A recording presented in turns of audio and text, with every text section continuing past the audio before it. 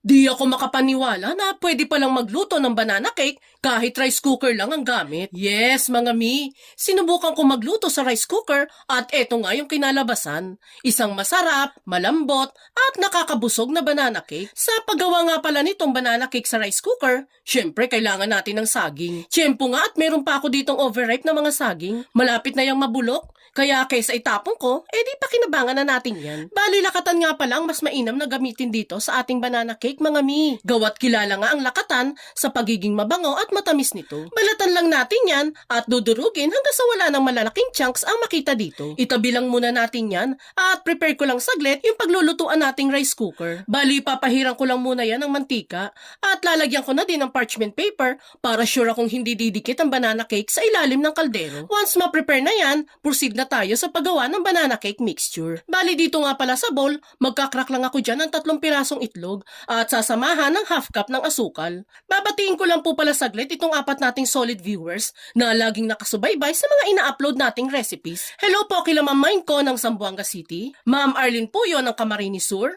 Ma'am Presentasyon She ng Sorsogon, at si Ma'am Fefa Igmabi ng Romblon. Salamat po sa inyo mga madam ko. Once nga na mapag-combine na natin dito ang asukal at mga itlog, pwede na tayo dyan maglagay ng half cup ng cooking oil, 1 kutsarang vanilla extract pampawala ng lansa ng itlog, asin pambalanse ng tamis, at 1/4 cup lang ng tubig. Mix-mix pa natin yan hanggang sa properly distributed na natin ang mga sangkap natin dito. And once nga na okay na, pwede na tayo dyan maglagay ng mga dry ingredients. Bali, sasalain ko lang muna itong 2 cups ng first class na harina. Pwede naman po kayong gumamit ng all-purpose flour mga mi kung wala talagang first class. Then saka natin dyan isasabay itong 1 kutsarang baking powder at 1 kutsara din ng baking soda. Bali, isisingit ko na din po palang i-shoutout mga mi itong 3 pa nating solid viewers na sila Ma'am Harid Santiago ng Zamboanga City, Ma'am Faith na nanonood sa Kuwait, at si Ma'am Pina Valdez na nanonood sa Zamboanga City.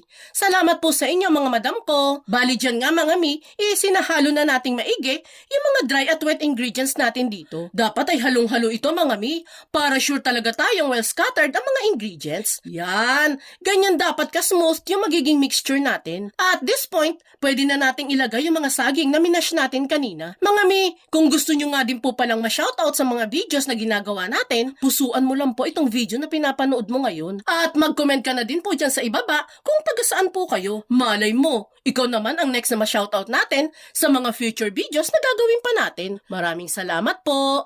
Diyan nga mga mi, naglagay na din po pala ako ng chocolate chips sa mixture. Optional lang naman po yan. Okay lang naman po kung wala kayong mailagay na chocolate chips dito. And kapag okay na nga itong mixture natin, pwede na natin yung ilagay sa rice cooker na meron kayo dyan sa bahay. Sairin lang natin lahat ng mixture, then maglalagay na ulit ako dyan ng chocolate chips para toppings dito. Kinote ko po muna yan sa harina para di lumubog once maluto. Okay na yan mga mi, ready na natin yung lutuin. Sa pagluluto nito, aabot po ng mga 50 to 60 minutes bago ma-fully cook itong banana cake natin. Since rice cooker nga lang po ang gamit natin, expect nyo na po na medyo matagal talaga ang pagbe-bake nito. And makalipas nga ang ilang minutong pagluluto nito, is i-check natin kung hilaw pa ba yung loob. And kapag luto na hanggang loob, pwede na natin yung hanguin at i-unmold. Makikita nyo dyan na medyo nasunog po yung ilalim ng ating banana cake. And that's okay lang naman po. Tanggalin lang natin yung sunog at baligtarin na rin natin. And that's it mga mi.